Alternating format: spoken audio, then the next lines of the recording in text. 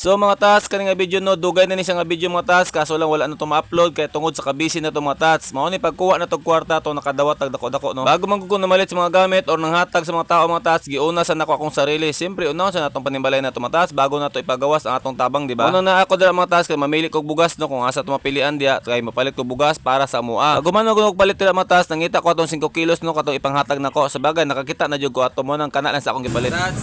Unang sweldo, isa ka sako, pero kung gamay lang. Basig dagano na itong palit mo, takit tipong gapon.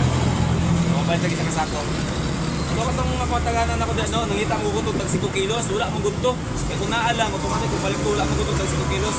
So, unya, basi makakita ko niya, kakapoy na si gripak-gripak. So, nakasita ko niya ako At ito mga tas, ako lang gibahin-bahin no, kay dili lang magud isa ka tao o duha ka tao ang akong hatagan, na pa magud ay tagaan diri sa cellphone. So ako lang gibudget mga tas mo nang isa ka sako nga bugas ang gipalit diha, balik tunga na sa sako kay wala magud tong dako nga sako. Ituyo ka pa tanindan, wala tong ana ba? Eh, kapoy na si gripak. Pero, kasi ko niya, makakita ka. Pero wala tayong makitaan, automatic yun.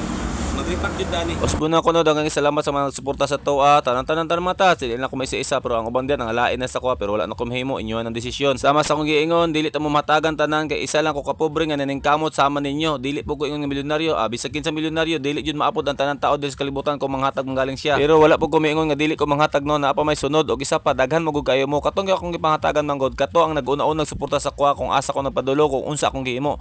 So kanang uban diyan nga bag-o pa lang nagsuporta sa kuha, ayaw mo kabala ka, daghang pagpanahon, daghang pagsweldo maabdan na to basta wala tay violation.